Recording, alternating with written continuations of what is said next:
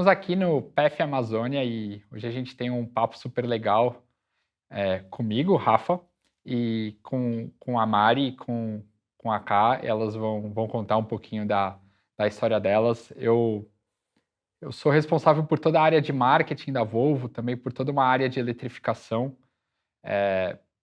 para que todos entendam um pouco. A gente, como marca, hoje vem uma trajetória super interessante globalmente, né? E aqui no Brasil a gente vem fazendo um trabalho interessante também, muito com uma visão de eletrificar toda a nossa companhia, porque a gente acredita que isso tem um impacto significativo para as pessoas, para o planeta, obviamente para o negócio também. Mas a gente tem um papo hoje super legal, que a gente vai falar um pouco de sustentabilidade, vamos falar de mobilidade, vamos falar de alguns compromissos da Volvo. E, e é isso, eu estou aqui com a Mari vai falar um pouquinho dela também, a Karina, e aí a gente vai entrando aí em alguns temas que são mais pertinentes aos assuntos que eu trouxe para vocês. E é isso, Mari, se você puder contar um pouquinho da sua trajetória, um pouco de você, e aí depois a gente passa para cá, e aí eu vou trazendo algumas perguntas para a gente debater sobre os temas. Perfeito, Rafa. Que prazer dividir isso aqui com vocês. Muito feliz pelo convite da Pet Amazônia, poder estar aqui também com a Ká, grande amiga, parceira, todos da Volvo, né, que são grandes parceiros aí, fazer parte desse time é muito bacana. Em uma palavra, eu sou apaixonada por pessoas, por pontes, por conexões, por ajudar. Eu sou empreendedora social e ao longo aí de uma carreira que eu construí no meio executivo, eu tive um despertar alguns anos atrás de questionar o meu propósito, né, e qual que é a minha missão, né, aqui no mundo, enquanto ser humano, enquanto mulher, enquanto pessoa, e o que eu poderia fazer para não só ajudar as pessoas, para conectar pessoas, mas principalmente para justamente a gente estar num mundo muito mais sustentável. E há 7 anos atrás eu idealizei e cofundei a VV. A VV é a primeira plataforma de formação para voluntariado e ajuda humanitária e desenvolvimento social. Então, a gente faz uma ponte, são pessoas que querem ser voluntários, se capacitam, se treinam, nós treinamos essas pessoas e alocamos elas em campos, em diferentes projetos sociais com ONGs parceiras. Dharma é um grande parceiro da VV, inclusive, também cofundado pela Ká. Enfim, rapidamente, para não me estender muito, é isso. Eu sou essa empreendedora social que acredito muito, muito na sociedade civil, nas pessoas e no poder que tem justamente o que a gente está fazendo aqui, né? Essa troca, essa ponte entre todos, falar e promover essas questões que vamos trocar aqui no dia de hoje. Boa, legal, Mari. Você falou muito de pessoas, né? Depois a gente passa a bola para cá. Outro dia eu estava me perguntando, por que a Volvo, vocês são apaixonados por segurança, loucos por segurança? Eu falei, acho que foi a primeira vez que eu pensei, na verdade, a gente não é louco por segurança, a gente é louco por pessoas também. Ao entender que as pessoas talvez sejam loucas por segurança, aí passamos a ser loucos por segurança também. Então, acho que a gente vai trocar um pouco também como propósito de marca, e aí, óbvio, tem um propósito do Rafa também, mas como propósito de marca, a gente talvez tenha muito em comum aí entender que a sociedade, as pessoas, eu acho que o mundo não está perdido de alguma maneira. Eu tenho a mesma visão que você, eu também acredito muito no ser humano e no que a gente pode também aí construir para frente para o melhor. E em termos do propósito da nossa marca, acho que a gente tem muito aí alinhamentos que a gente vai poder dividir bastante e construir algo interessante também. E aí, Cá, conta um pouco você também, um pouco da sua trajetória, um pouco dos seus desafios e tudo que você tem aí como perspectiva empreendedora para o futuro, e aí depois a gente entra em alguns temas um pouco mais voltados aí ao PF Amazônia. Rafa, em primeiro lugar, é um prazer estar aqui no PF Amazônia, né? Com uma amiga querida como a Mari, com você. A gente já está indo aí para 4 anos de parceria com essa marca, que cada vez eu me orgulho mais de fazer parte desse time, principalmente pelos valores da Volvo. Eu sou médica, eu jurei salvar vidas, é o que eu gosto e sou apaixonada por fazer, mas eu sempre fui muito atraída pela natureza, por ambientes externos, então eu me especializei em medicina wilderness nos Estados Unidos, que é medicina de emergência e resgate em áreas remotas, e trabalhei já nos países mais loucos do mundo com esse tipo de medicina, como o próprio acampamento base do Everest, uma montanha que eu tive o prazer de escalar 2 vezes, fui para o K2, sou mergulhadora profissional há mais de 22 anos, ou seja, sou apaixonada pelo mar, pela floresta, a Amazônia. Eu tive que contar a última vez que eu fui escalar o Pico da Neblina juntamente com o Exército Brasileiro, eu acho que foi a 19ª vez que eu estive na Amazônia, que é um lugar que sempre me reenergiza e me preenche tanto, assim, me traz tanta alegria, é um lugar de muita conexão para mim. E nesse caminho, né, nesses mais de 120 países que eu pude visitar com as minhas profissões nômades, sendo viajando por medicina de expedição para fazer medicina voluntária através do Instituto Dharma, ou seja, gravando as grandes expedições e aventuras que eu faço para a televisão brasileira e internacional. Eu tive o prazer de conhecer pessoas maravilhosas, como vocês, como a Mari, que a gente foi para o sertão do Piauí juntas em 2016 e começou uma história muito legal aí com medicina para o sertanejo, numa dos lugares com pior IDH do Brasil. E, em paralelo, a gente começou também, junto com o trabalho médico, um trabalho de sustentabilidade.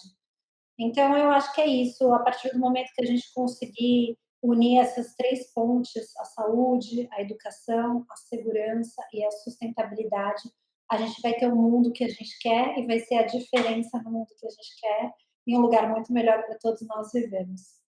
Ah, animal. E você falou de sustentabilidade, né, Oka? Porque assim, muito se discute e muito a gente, né, como empresa, eu como pessoa física, tenho a minha visão e como que eu posso contribuir nesse aspecto. Mas se fosse perguntar para vocês duas, o que é sustentabilidade para vocês? Porque, óbvio, cada um tem uma perspectiva, certo, errado, mas como que vocês enxergam? Qual que é aí, na definição que vocês puderem ter aí como Karine, como Mari, como vocês enxergam? O que significa? Qual é o significado de sustentabilidade para vocês?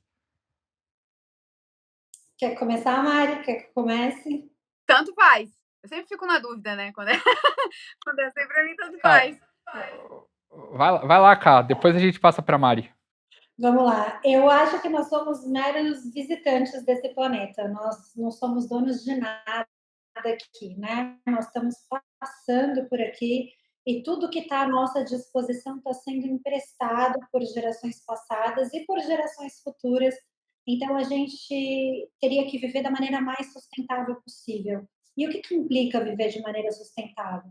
Não tem como você consumir os recursos da Terra e não causar nenhum impacto. Algum tipo de impacto a gente sempre vai causar, porque nós estamos vivos e nós dependemos de recursos minerais, vegetais, animais e por aí vai. Mas a gente teria que tentar conviver da forma mais harmônica e que cause o mínimo impacto negativo possível. E ainda o impacto negativo que a gente causa, a gente tentar compensar de uma maneira positiva. E tem muitas maneiras de fazer essas compensações. Então, resumindo bem, eu acho que viver sustentavelmente é isso. Boa, boa. E você, Mari? Muito bom. Vou pegar o final da Cá para fazer um gancho no que eu tinha pensado aqui para poder responder. Quando a Cá fala de fazer o mínimo possível do impacto negativo, me remete muito ao conceito de do no harm, né? O conceito de do no harm, que é o conceito básico da ajuda humanitária, do imperativo humanitário, que é, acima de tudo, não danificar. Então, a gente entendendo o nosso papel, cada pessoa, cada indivíduo, como a gente interage e vive no mundo e com o mundo, né? Que cada ato nosso, cada palavra minha tem uma consequência no mundo e no outro, a gente com certeza vai ter uma noção muito mais ampla da sustentabilidade, como ser sustentável. Então, é praticar de fato esse conceito, né? Que é também trabalhado na medicina, do conceito do do no harm, e entender que a sustentabilidade é a forma como a gente interage com o mundo, e aí entra a questão das pessoas, né? Com o próximo. Isso está em cada atitude nossa, não é só no consumo. Né? A sustentabilidade vem nas suas atitudes quando você é voluntário, quando você trabalha com outra pessoa, a forma como você comunica aquilo, como você trata o próximo. A sustentabilidade, inclusive, nesse sentido, ela se torna aí um paradigma do desenvolvimento. E ela é transdisciplinar, sem dúvida. E Mari, agora assim, no seu dia a dia, né, tentando tangibilizar um pouco mais, como você como você enxerga, quais são as ações, ou se você até pudesse, óbvio, né, tornar esse assunto um pouco mais, quase que tangível. Como isso afeta, como a sustentabilidade afeta a sua rotina? E o que você acha que a gente consegue desenvolver e pensar em cima desse tema para que a gente pudesse, inclusive, afetar a rotina de outras pessoas nesse aspecto? Bom, primeiro passa pelo ato de consciência de cada um, né? Como eu estava falando. Acho que a gente, cada pessoa entender de fato e se imbuir disso, entender o seu papel, como cada ato meu tem uma consequência. E aí sim passa pela questão do consumo. Então, hoje em dia, a gente tem uma ferramenta maravilhosa, que inclusive que nos proporciona estar aqui agora falando, que é a tecnologia. Se através da tecnologia, que claro, tem várias questões aí que a gente pode trazer, você consegue pesquisar para você ir atrás de produtos, de marcas que de fato estão fazendo a diferença, né? Isso é uma coisa que a gente questiona muito. Assim, olha, se fala muito em ser sustentável, mas como é que eu trago isso para a minha realidade? Como é que eu consigo, né? Foi o que você falou, ser de uma forma mais tangível. Aí vem a nossa responsabilidade É. no tempo de pesquisar e se de fato se comprometer a estar próximo e consumir marcas que garantem isso, né? Que buscam de fato repensar o seu papel na sociedade, repensar a sustentabilidade. A própria Volvo fala sobre isso, né, Rafa? É repensar não só a sustentabilidade nas operações, nos carros, mas na sociedade. Então, enquanto indivíduo, como é que eu posso colocar isso em prática? É uma coisa muito simples, basta um desejo individual de cada um de se forçar e querer pesquisar e estar junto e próximo consumindo marcas que prezam isso não só aí no seu marketing ou nos seus produtos, mas também internamente, né? Como ela é com seus próprios colaboradores, com seus stakeholders. É claro que envolve o engajamento aí da sociedade civil. E todos nós temos esse ao nosso alcance. E aí, de novo, mais uma ponte, a gente entender que todos somos agente social. E ser um agente social é ser um agente para a sustentabilidade. E você, Cá, como isso afeta a sua rotina e você tentar descer mais um nível aí, né, para tangibilizar, como a gente falou, como você enxerga?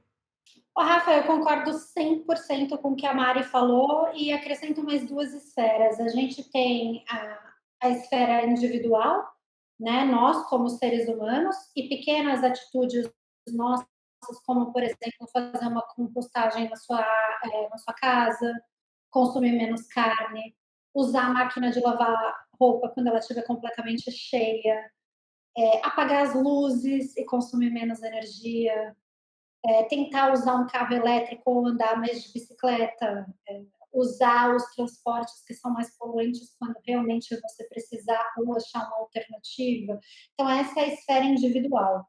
Depois eu iria para a esfera que a Mari bateu bastante na tecla das empresas, e sim, as empresas elas causam um impacto muito maior, porque a gente está falando de grandes escalas. Então, por exemplo, eu vou citar aqui rapidamente, mas eu conheço uma marca que ela optou por não ter embalagens que não são biodegradáveis. Então, todas as embalagens dela, obrigatoriamente, são sustentáveis. Isso custou muito caro para essa marca, eu sei quanto custou, mas era uma questão de valores para os sócios e eles investiram nisso. Então, eu acho que as marcas poderiam começar a pensar que a gente não tem um planeta B, a gente só tem um planeta Terra e a gente tem que cuidar dele. Nós já estamos consumindo 1,7 vezes mais recursos do que o planeta Terra é capaz de nos dar, com a nossa população atual de humanos. Se a gente olhar as previsões, a nossa população de humanos vai crescer demais na próxima década, nos próximos anos. E aí a gente vai usar o quê? O recurso de 3 planetas Terras? E da onde nós vamos tirar esses recursos, né? Então a gente é tão inteligente, a gente se julga tão racional, o ser mais inteligente do planeta, que consegue conquistar até o espaço, mas às vezes a gente não consegue olhar para o nosso próprio quintal e usar a tecnologia em favor da natureza, porque não vale a pena financeiramente. Então aí entra o terceiro e último setor, que é o governo. E eu acredito muito em leis, em regras que fazem com que empresas e pessoas tenham que viver dessa maneira mais sustentável. O sustentável, ele vem do latim, né? Ele é o sustentar, o manter, o resistir. Por enquanto, eu acho que, conforme a Mari falou, a gente está pouco se deixando para a política do no harm. A gente está só dizendo a política do lucro como lucro em primeiro lugar. Eu estou falando da grande maioria, né? Das marcas, pessoas e tudo. E a hora que a gente mudar essa mentalidade e a gente começar a ver que o lucro não é necessariamente prioridade, a prioridade nossa é coexistir nesse planeta de maneira sustentável, e o lucro for para segundo ou terceiro plano, aí sim a gente vai conseguir viver de uma maneira sustentável e que a gente coexista com as outras espécies e não destrua tanto. Uau! A gente eu enquanto vocês falavam, eu fiquei pensando um pouco, né, nós como Volvo, a gente é uma empresa automotiva. A gente basicamente tem uma grande parcela de responsabilidade por grande parte das emissões que existem hoje no mundo com relação a poluentes e tudo mais. E aí, por que você fala, nossa, caramba, uma marca como a nossa, né, que faz parte de uma indústria que tem uma responsabilidade tão grande quanto essa, acho que passa um pouco por essa reflexão que você estava falando, Cá, e como eu enxergo isso na Volvo. Acho que a gente precisa primeiro reconhecer que a gente faz parte do problema. A gente entender que, tá bom, o carro nasceu como um símbolo de liberdade, inclusive no passado, né? Você move do canto A para o canto B de uma maneira mais rápida, talvez de uma maneira mais segura, de uma maneira mais confortável. Só que ao longo dos anos, o carro, a indústria foi se desenvolvendo numa velocidade e, obviamente, por muito daquilo que vocês falaram, com uma visão talvez muito do construir, mas sem olhar para o lado do destruir, que a gente chegou hoje numa indústria que talvez muitas das pessoas tenham a visão de ser um grande vilão da sociedade, né? O que eu amo da Volvo nesse sentido é que a gente parou e olhou e falou, a gente faz parte do problema, tá claro isso. Agora a gente tem que fazer parte da solução disso. E aí, como visão da gente querer eletrificar muito a nossa frota, porque a gente sabe que boa parte aí do salvamento dos poluentes que a gente emite, ele vai vir, obviamente, da eletrificação da nossa frota. E se a gente conseguir fazer isso mais rápido, a gente vai conseguir trazer um benefício ou fazer um impacto muito mais rápido, muito mais de maneira muito maior também para a sociedade. Então, eu reconheço um pouco na sua fala da responsabilidade das grandes empresas, e eu acho sim que o primeiro passo é você levantar a mão e falar: eu faço parte do problema, eu entendo. Eu posso resgatar um pouco do simbolismo, por exemplo, da indústria automotiva, que o carro nasce como um símbolo de liberdade, e por que não fazer com que o carro volte a ter esse simbolismo e talvez muito dessas percepções de pô, o carro polui muito, ou o carro muitas vezes ele é um vilão porque muitas pessoas morrem no trânsito, ou porque as pessoas talvez fiquem muito estressadas no trânsito. O carro tem aí acho que a gente pode olhar para isso, reconhecer que a gente faz parte desse ecossistema e como que a gente agora faz parte da solução. Então, é um pouco disso. E aí, talvez entrando um pouco mais no ângulo da mobilidade, eu sei você, Ká, é uma apaixonada por carros eletrificados. Como que você acha que aí a mobilidade, e aí talvez mais olhando para a mobilidade como, não necessariamente para a indústria automotiva, mas a mobilidade como um todo, qual que é a influência de repensar a mobilidade para que a gente tenha um impacto na sustentabilidade de uma maneira mais significativa? Olha, exatamente, quando você estava falando, eu também estava aqui pensando, e o carro ele não é um problema, ele traz muitas soluções, e ele trouxe uma praticidade e uma liberdade e um avanço de vida para toda a humanidade que é inquestionável, né? E era uma coisa que sim, nós precisávamos passar. Só que aí o ser humano também precisava olhar para trás e falar: como que eu posso poluir menos? Como que eu posso dar o próximo passo e usar isso da maneira correta? E é justamente isso, né? Eu vi quando a gente teve o Dia Mundial Sem Carro, e esse Dia Mundial, nós talvez podemos trazer isso para a nossa vida e adotar quando nós tivermos que percorrer curtas distâncias, a gente se percorrer com as nossas próprias pernas ou pedalando, mas tem muitas vezes que o carro ele é essencial na nossa vida e até para a pessoa que queira viver da forma mais sustentável. E aí é, essa oportunidade de ter um carro elétrico e de usar um carro elétrico dá um conforto muito grande, né? Você saber que você está tirando o seu carro ali, você não está causando o mínimo impacto, que é o que a gente falou. Não existe não causar impacto, existe como causar um menor impacto negativo. E eu acho que a Volvo, não só através da eletrificação, mas muitas outras ações, como toda a tapeçaria dos carros XC40, que no caso é o meu, que eu uso, ser feita com plástico reciclado, e todas as outras causas que eu poderia ficar citando diversos exemplos aqui, as marcas começarem a se preocupar com o meio ambiente, isso já é o primeiro grande passo.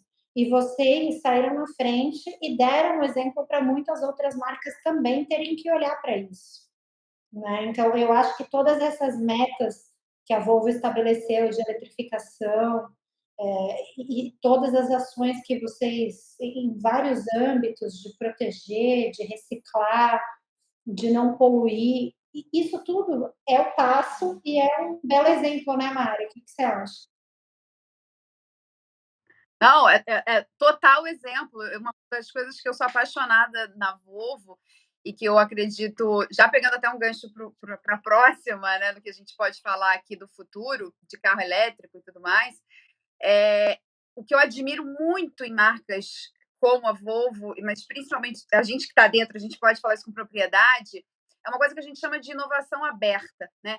Então, quanto mais a gente tiver empresas, e a Volvo, novamente, ela sempre sai na frente disso, demonstrando o quanto ela se preocupa, mas ela, ao se preocupar, não é só fazendo para si, para os seus produtos, para os seus stakeholders, para os seus clientes, para aqueles que consomem Volvo, é para a sociedade.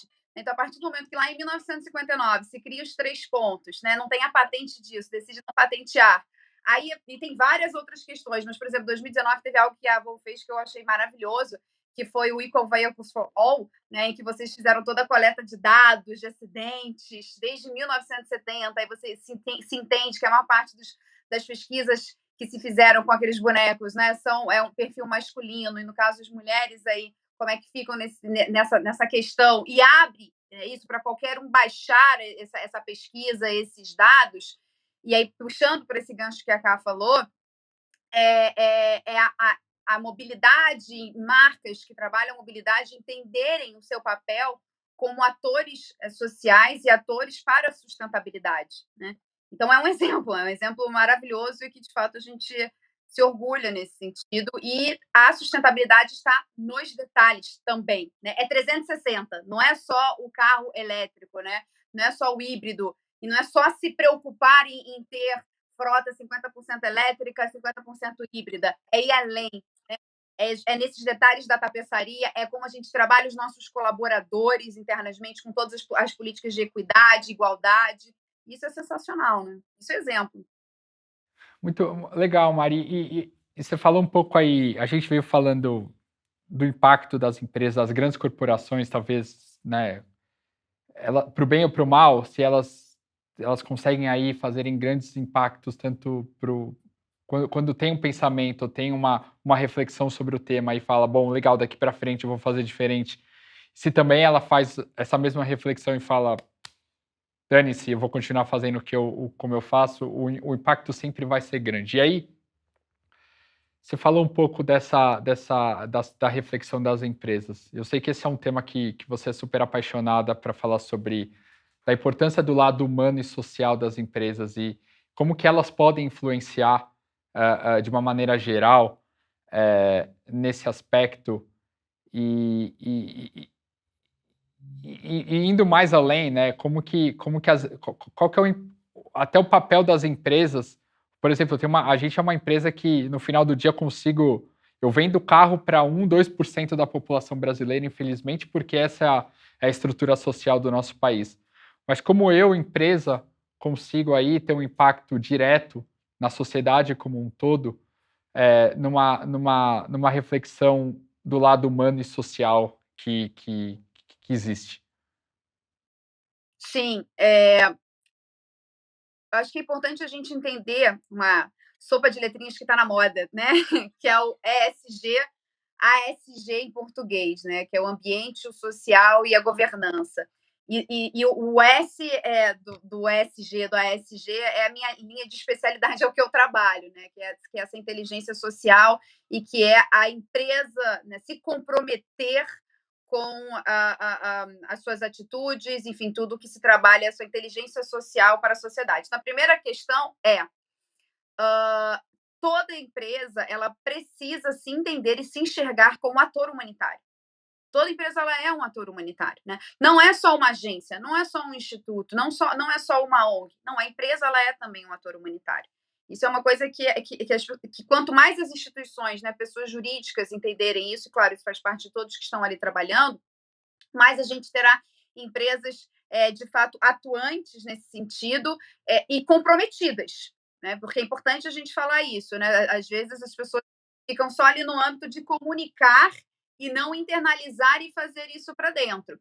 E aí, isso passa pelo quê, Mari? Vamos para uma forma mais tangível, né? Como é que uma empresa se posiciona, como se trabalha esse lado social, humano, dentro de uma empresa nesse sentido? Resgatando a humanidade é um princípio básico da ajuda humanitária, né? São vários princípios, mas a humanidade é um deles e a gente precisa trabalhar as pessoas dentro dessas corporações e as instituições se imbuir de questões sociais, ambientais. Então, por exemplo, hoje, né, nesse mês passado, o Banco Mundial emitiu um relatório em que 216 milhões de pessoas em 6 regiões do mundo, isso inclui a nossa região, a América Latina, poderão ser forçadas a se mudarem de seus países, ou seja, serão refugiadas até 2050 devido a eventos climáticos. Então, até 2050, teremos, se espera, 216 refugiados do clima. Então, quanto mais as empresas se preocupam e entendem que cada atitude sua, seja como você se posiciona, como você se comunica, como você tem o seu relacionamento com os seus colaboradores, como é o seu produto, sua preocupação no seu produto, no seu serviço que você está entregando, e você entende as crises humanitárias, as crises sociais, as crises ambientais, né? Você precisa incorporar isso dentro da sua instituição, melhor você vai conseguir ter uma atitude e um posicionamento.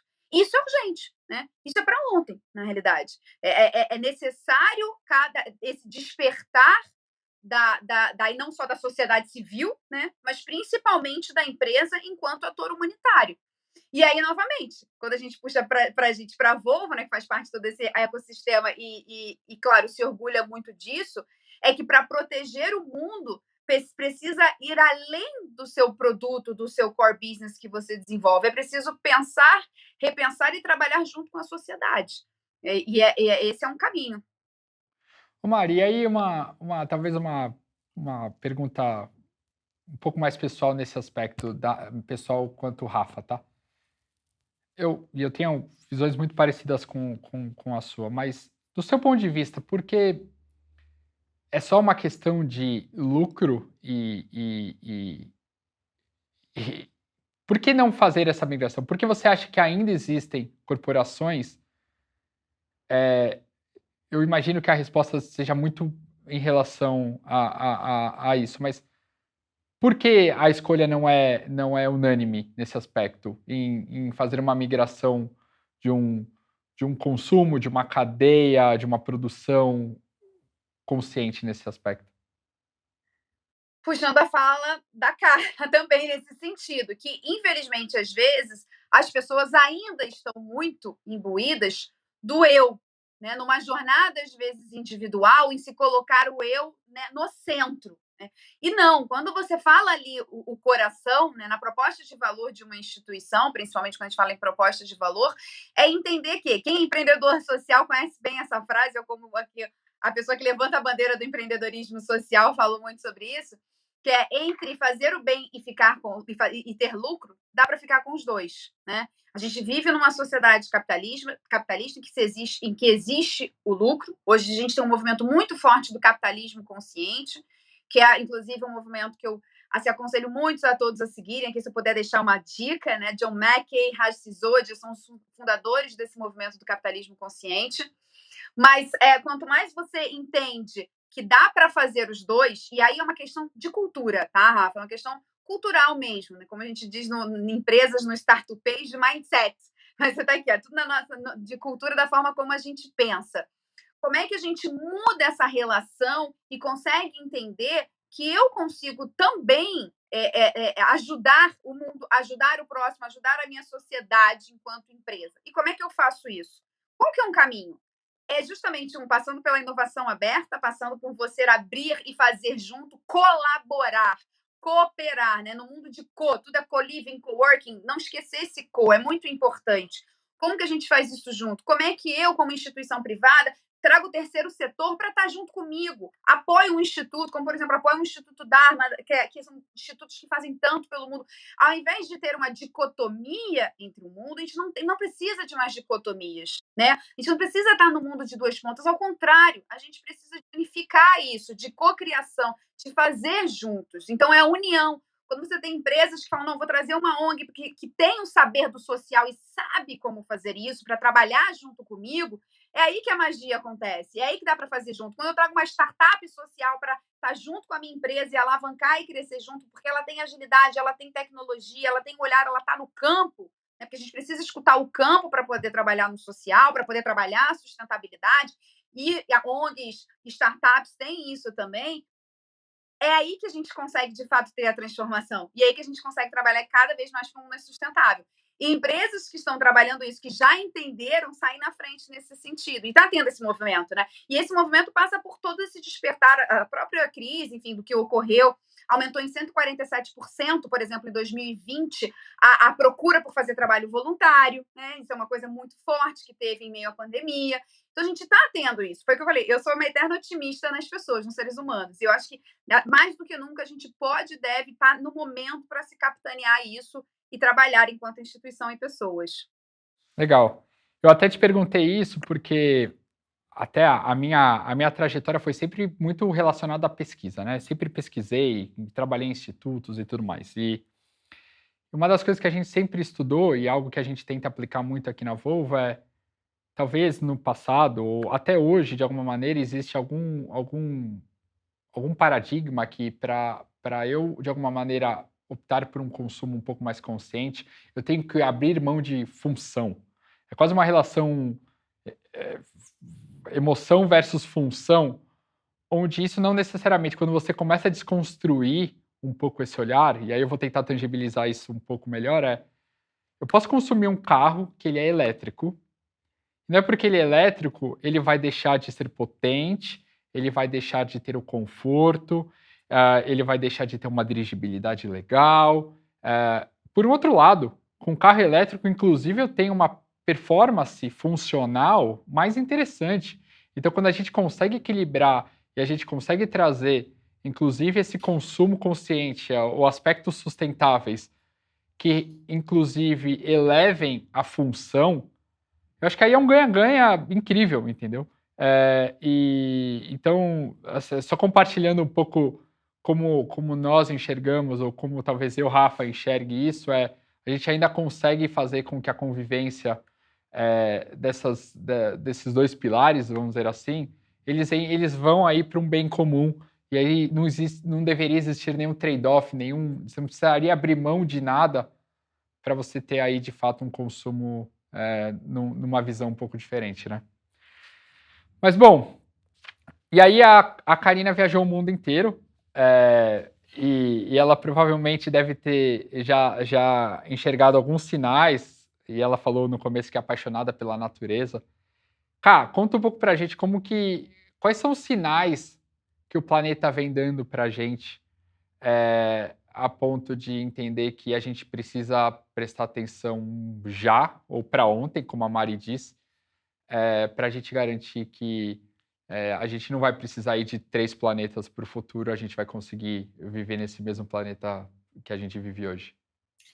Olha, Rafa, só fazendo um adendo, eu concordo 100% com o que você falou. E como o meu carro é elétrico e eu ando de carro elétrico, eu acho importante a gente colocar que é um carro super potente, super seguro, super confortável, veloz, bem veloz, não deixa em desejar em nada. Ele tem 90% da eficiência energética quando a gente compara com um carro de combustão, que ele usa de 30% a 40% de eficiência energética. Ele dá muito menos manutenção, então, nesse sentido, ele é um carro mais sustentável também. O custo por quilômetro rodado é infinitamente menor, não tem nem que a gente entrar nesse. Fora os 30% a menos de emissão de CO2. E entrando agora na pergunta que você me falou, um dos sinais que a gente tem são as ilhas de calor, que antes, quando a gente se falava de heat islands, ninguém sabia o que é, e quando a gente fala hoje de ilhas de calor, é uma coisa muito comum, né, nos centros urbanos, onde tem muito asfalto, onde a temperatura é visivelmente e às vezes estranhamente muito mais alta, e isso tem causado, sim, todas essas tragédias, essas catástrofes que vão de queimadas a tornados, a maremotos, a muitas outras coisas que a gente está vendo. Vem muita gente que fala assim, ah, mas o planeta sempre esfriou, aqueceu, e isso sempre aconteceu de maneira natural ao longo de toda a evolução do universo. Concordo. Mas não tem mais. Assim, quem quiser negar que o homem está causando um impacto, precisa estudar um pouquinho. Não tem mais como a gente negar que nós, sim, estamos causando um grande impacto no aquecimento global, e não tem mais como a gente fechar os olhos para isso, porque é aquele negócio de cuspir para cima, está começando a cair na gente, né? Nós já estamos sentindo, vi de algumas estatísticas que a Mari acabou de citar, e eu estou desenvolvendo uma websérie que chama Eu Me Desenvolvo, justamente que vocês me pediram, onde eu vou abordar 6 temas que vão de economia circular, retração glacial, eletrificação e aquecimento global, plásticos, microplásticos e oceanos, e por aí vai. E a gente está quase terminando e conversando com os maiores especialistas que a gente tem, não só no Brasil, mas no planeta, sobre todos esses temas. A gente vê a urgência do ESG. Não é à toa que essa sigla está todo mundo, né? Ou em português ou em inglês, está todo mundo começando a falar disso.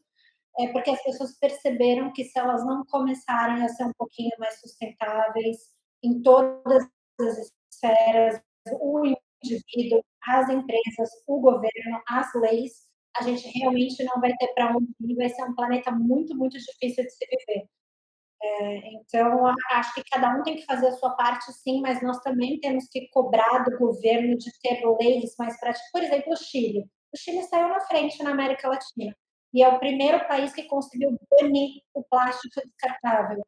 E com uma simples lei, né, uma canetada ali, como a gente diz, eles já estão fazendo com que toneladas, milhões de toneladas de plásticos não caiam nos nossos mares e não poluam o nosso planeta. Então, o plástico, por exemplo, o plástico não é o problema, o carro não é o problema é o uso errado desses benefícios, dessa tecnologia que a gente tem, né? E os sinais vão, as pessoas que quiserem acompanhar essa websérie vão ver um pouquinho de todos esses sinais que o planeta está dando. Eu tive agora, recentemente, na Suíça, e eu fui visitar 3 glaciares, um deles é considerado o maior glacial dos Alpes, o Aletsch, e o glacial encolheu 3 quilômetros, 3 quilômetros de glacial nos últimos 10 anos. É uma coisa muito triste de ver, os sinais estão ali na nossa cara e não tem mais como a gente falar, ah, não, sempre aconteceu assim, tá claro que tem um impacto humano muito grande, né? E nessa cidade, especificamente nesse vilarejo onde eu estava, que chama Zermatt, não pode entrar carros a combustão, é só carros elétricos, é uma cidade completamente eletrificada. E não só, assim, você sente o ar puro, você sente que a temperatura é mais agradável, mas também você não tem poluição sonora. Então você está caminhando ali, tá andando pela cidade e é um caso, assim, parece que a gente está fazendo, que lá está sendo feito certo, sabe? Com essa questão da eletrificação. Bom, legal. Ah, é isso, eu acho que é o que eu estava comentando para vocês, né. Existe talvez aí uma grande percepção de que as coisas não podem coexistir no final do dia, né, mas acho que aí está o grande desafio, principalmente nós como empresa, entender como que a gente consegue equilibrar esses 2 pratos e chegar num bem comum.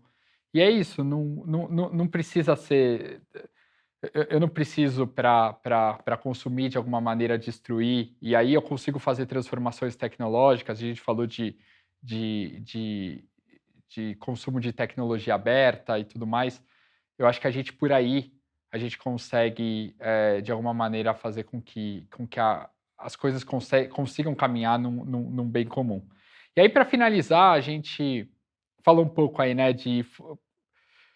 gente acredita nas pessoas, a gente acredita que as empresas têm um papel fundamental, tem um papel do governo, existem grandes mudanças acontecendo, pô, as pessoas estão mais interessadas em prestar trabalhos humanitários, a gente tem hoje a Karina estava comentando antes que hoje existem mais pessoas buscando para fazerem trabalhos e expedições que antes ela não encontrava tanto.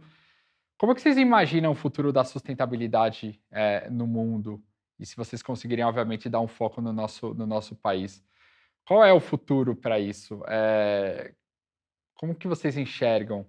É ainda acreditar nas pessoas e acreditar que as pessoas vão começar a entender que, opa, a água está batendo e a gente precisa olhar de um ponto de vista diferente? Ou qual é a visão de vocês?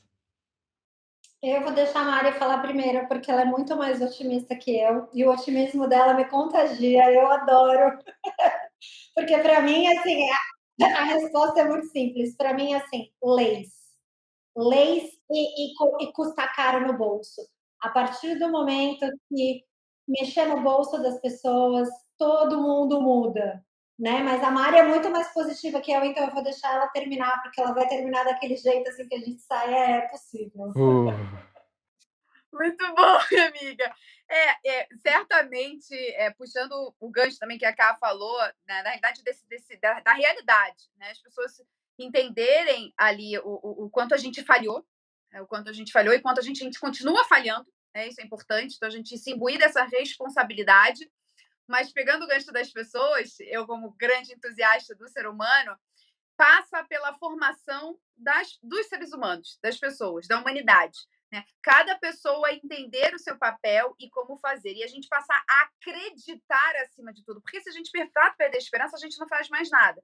Né? Então, exemplos de que, e a Ká sabe disso, né, com as viagens que eu faço através da VV, que ela faz também para o trabalho dela, a gente conhece líderes comunitários como o Salman no Haiti, né, o país que tem o pior IDH das Américas, e que ele trabalha com a compostagem para poder fazer o país mais sustentável, e que, poxa, infelizmente tem um carvão que é tão forte lá, e ele tenta ao contrário enquanto líder comunitário, social.